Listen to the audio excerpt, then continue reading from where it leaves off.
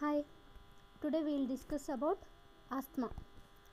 First, before going to the asthma, we need to know the definition. Means it is a chronic inflammatory disorder of airways which is associated with airway hyperresponsiveness, recurrent episodes of wheezing, breathlessness, chest tightness and cough at night or during early morning.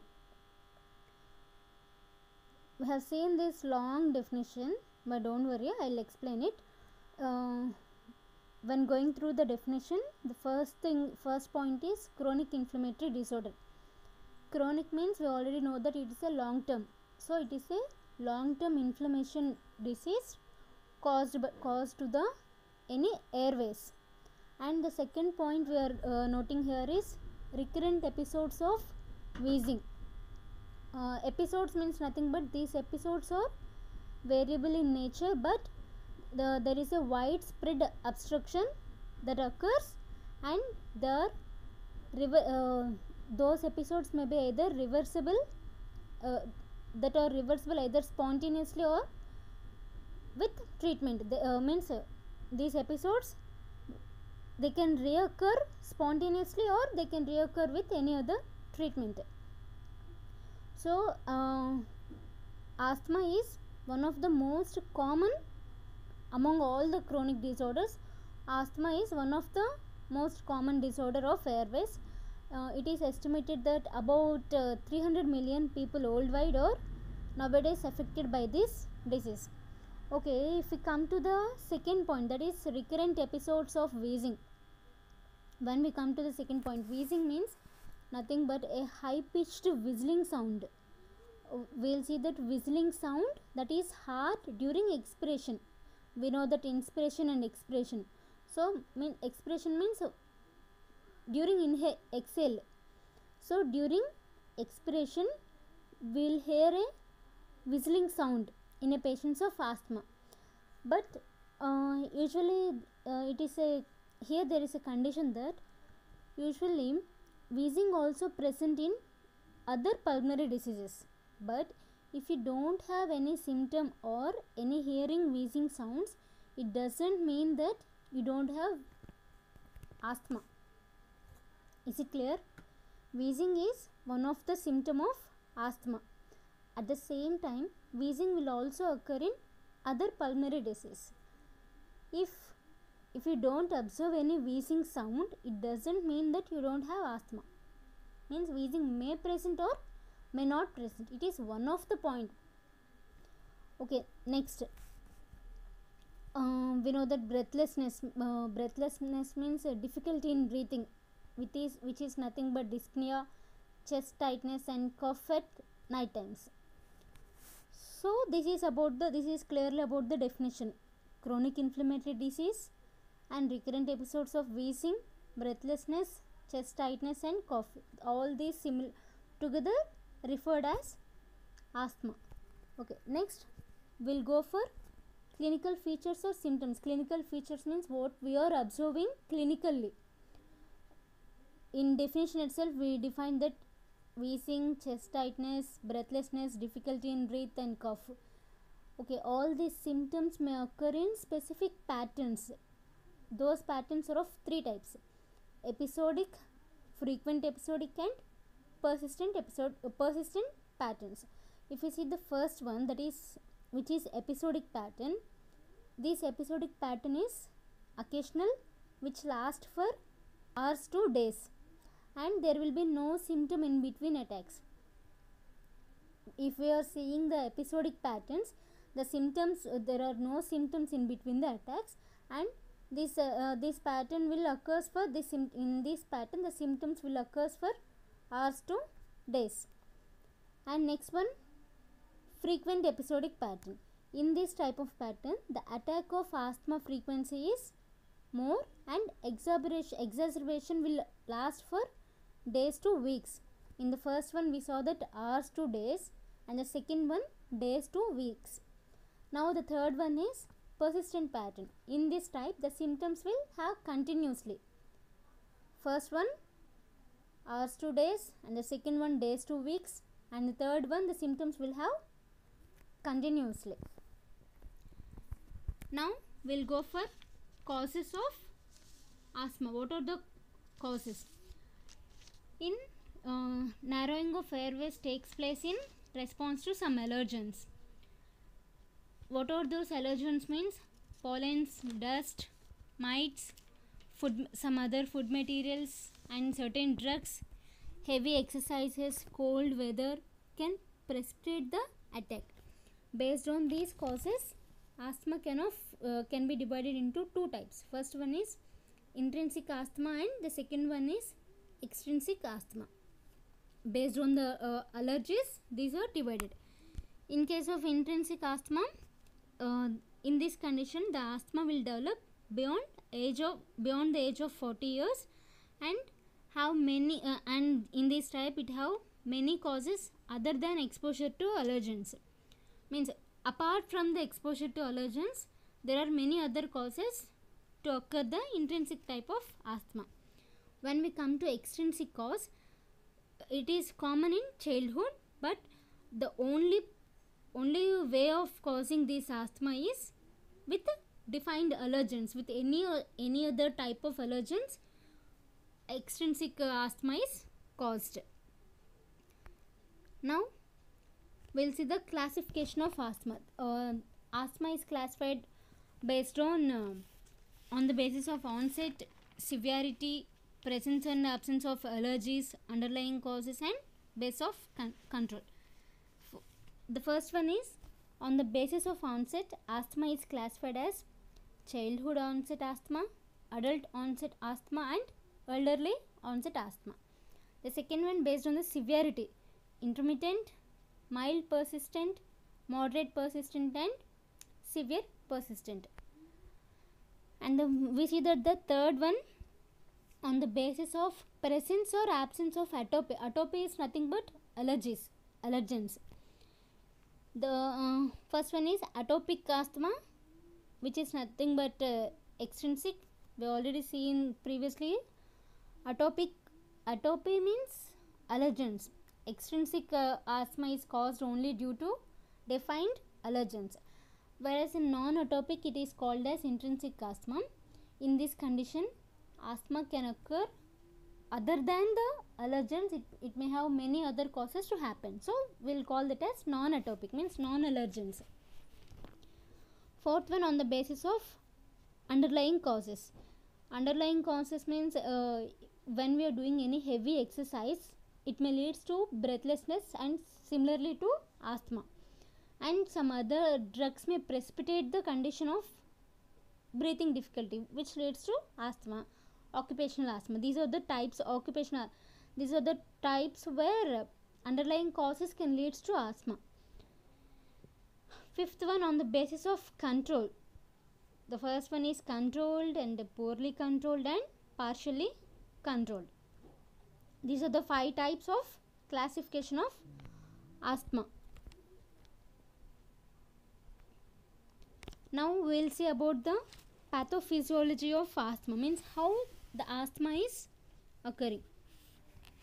When these allergens like any dust particles or pollens or food materials, any other causes, when exposure to stimuli, allergens or any other specific conditions,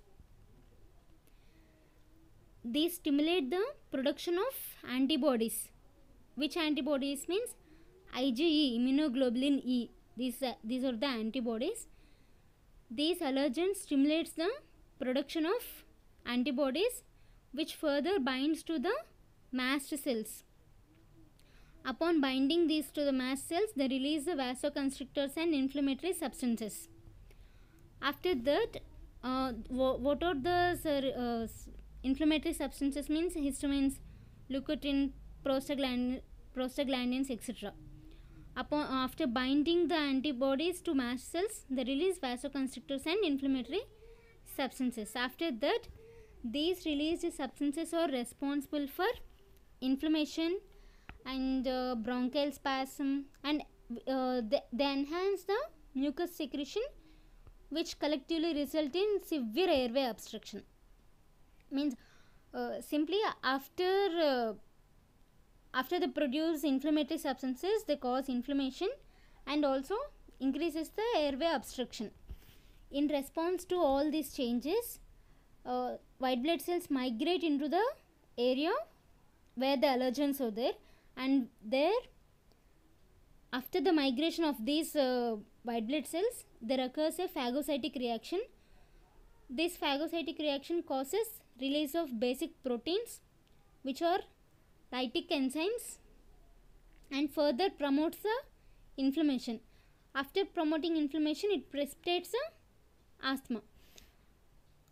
And we already previously seen that mucus secretion and airway obstruction and precipitates asthma. Is it clear? First, allergens or any other conditions, when these allergens stimulates the production of antibodies, IgG, it binds with the mast cells. Upon binding with the mast cells, it releases certain substances, means upon this exposure to the allergens, this allergens binds to IgE antibodies, result in degranulation of mast cells to certain substances, and they release vasoconstrictors and inflammatory substances. These substances are responsible for inflammation, and they produce they enhance the mucus secretion and results in airway narrowing and obstruction, hence results in precipitation of asthma. In other hand, during inflammation, the white blood cells migrates and there occurs a phagocytic reaction. After the phagocytic reaction, they release the basic proteins, which are lytic agents, and further promotes the inflammation, and hence precipitates the asthmatic condition. So the next one is diagnosis. When we go for diagnosis, the diagnosis is based on the patient's symptoms, based on the patient conditions, and what are the medical history we are observing. Other than the patient conditions and medical history, the lung function tests are also used to assess the severity and variability of the airflow limitation, and these lung function tests are used to confirm the diagnosis of asthma.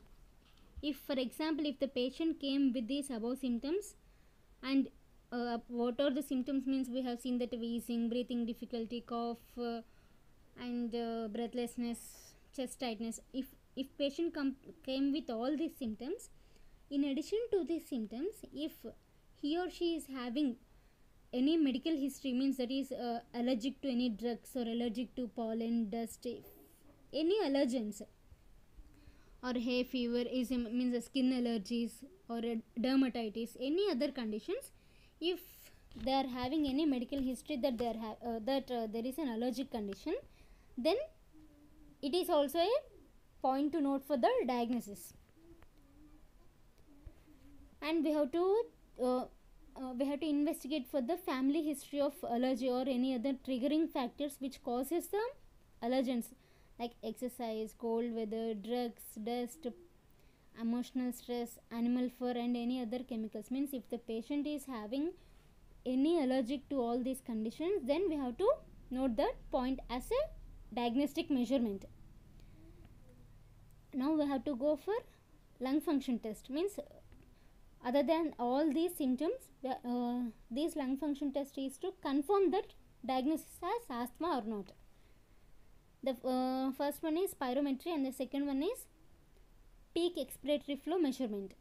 These two tests are used to confirm the diagnosis. In first one, spirometry, it detects the airway limitation and also detect the reversibility. We can measure the force expiratory volume in 1 second, means the first second. Force expiratory volume means nothing but the volume of air which is forcefully exhaled in the first second. And the second one is peak expiratory flow. In this, we can measure the peak expiratory flow with the help of the peak flow meter. In some cases, there will be symptoms of asthma, but the lung function test will be normal. So, if we see in such a case, what we have to do means all the symptoms will be presenting that it is a condition of asthma, but to confirm the diagnosis we have to do lung function test, but the lung function test will be normal. In such conditions what we are going to do means there will be some challenging test, means to confirm the diagnosis. In case the lung function test fails to confirm, then we have to go for challenging test, which is nothing but methacholine challenge test, histamine challenge test, and exercise challenge test. These tests are used to confirm the diagnosis when the lung function test fails to confirm. And one more thing is, it is difficult to differentiate asthma from COPD, means both are related to, both are chronic inflammatory diseases, but there is a lot of difference in asthma and COPD. In which conditions it is difficult to differentiate asthma and COPD means in children below the age of 5 years, and in with elderly patients, and in case of exercise induced asthma and occupational asthma, it is difficult to differentiate asthma from COPD. In such cases we need to go the further examination and thorough investigation is required, and additional tests if necessary we need to perform to confirm the diagnosis. And now this is a major test we are doing for confirming our diagnosis. We in peak expiratory flow, if our observation shows that 15 to 20% reduction when compared to normal, it indicates the moderate asthma. In case of forced expiratory volume per second, means spirometry, what we are doing in the spirometry, if it shows about 20% reduction when compared to normal, it is allergic asthma. And post exercise expiratory air volume means if it is more than 15% reduction compared to normal, it is post exercise asthma. And when inhalation of aerosol bronchoconstrictors, means when bronchoconstrictors is inhaled after administration, if again we are seeing that difficulty in breathing, then it is indicated that the patient is having mild asthma. Then other laboratory investigations what we are following for the diagnosis means,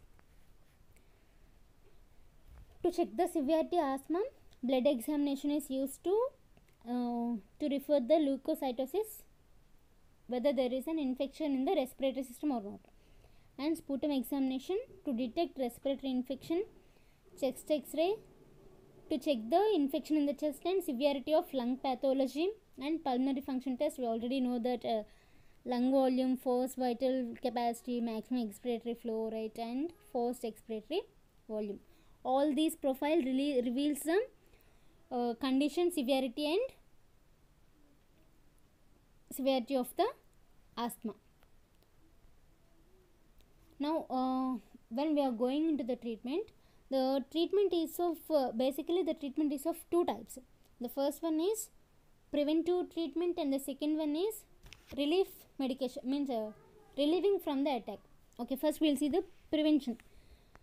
Identification and avoidance of allergens to prevent the attack. For means we have to identify the cause of the asthma and we have to avoid that cause. Example, if the asthma is causing due to dust, means we have to avoid the dust having areas, dust free house, intake of selective type of food, prophylactic medications before heavy exertion and exercise, and avoid exposure to extreme cold conditions. When coming to the drug treatment, it is of two types. The first one is regular preventive medications, while the other one is relief to attack the condition. Okay, we will see what are the drugs which is used to relieve the attack of asthma, which is nothing but anti-asthmatic drugs. In this, the first one is beta receptor agonist, where we are seeing the beta 2 selective agonists such as albuterol, salbutamol and terbutaline. These drugs can dilate the bronchial smooth muscles and relieve the attack immediately by causing the bronchodilation. It causes bronchodilation. How it is causing bronchodilation means it dilates the bronchial smooth muscles and relieve the attack. What are the drugs? What are the beta 2 selective drugs means albuterol, salbutamol and terbutaline. They provide immediate relief.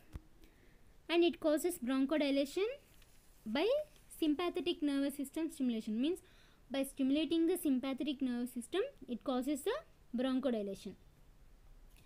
When we go for the second one, which is anticholinergic drugs, we are seeing that atropine and ipratropium bromide, this also causes bronchodilation.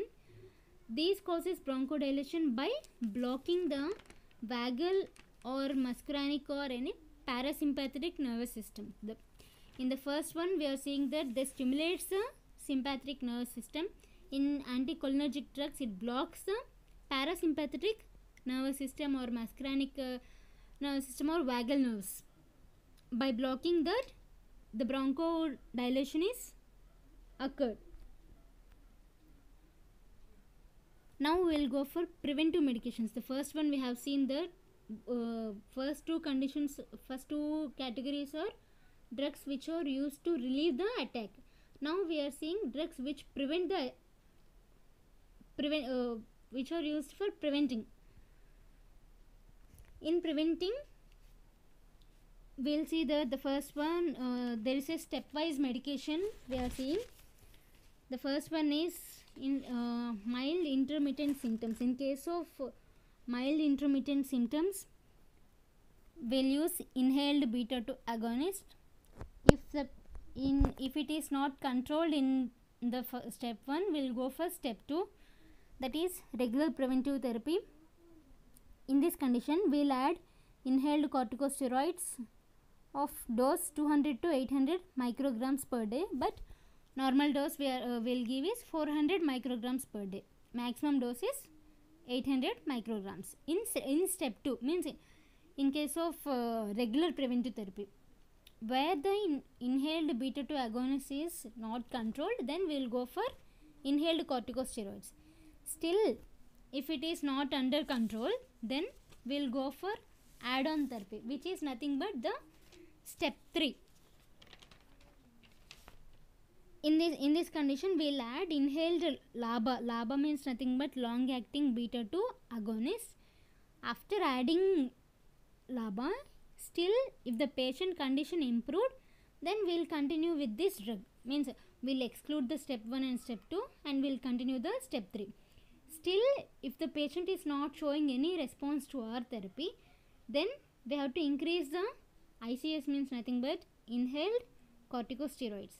We have to increase the dose of inhaled corticosteroids to 800 micrograms per day. In second step, we will use 400 microgram per day, but the normal dose is 200 to 800. In step 3, if there is no response, still the patient is not responding to our therapy, then we will go for 800 microgram per day. Still, even after there is no betterment in the condition of patient, we will go for step 4, which is, we will call that as persistent poor control. Means control of the patient is very poor. Then we have to increase the inhaled corticosteroids up to 2000 microgram per day. Means if the condition is out of control, then we have to increase the dose to higher level, 2000 microgram per day.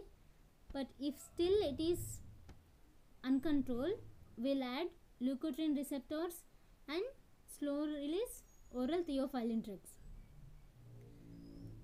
Still the condition is not controlled, we will go for the step 5, which is the last one.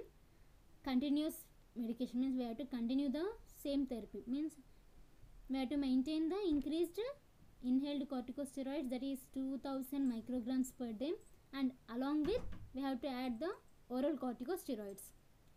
This step we are calling that as continuous therapy, which is a step 5. Along with other drugs like cromolyn and nidocromil also used. These are used to inhibit the release of inflammatory mediators from mast cells and they are also very useful to prevent the attack rather than treatment. This is completely about the asthma.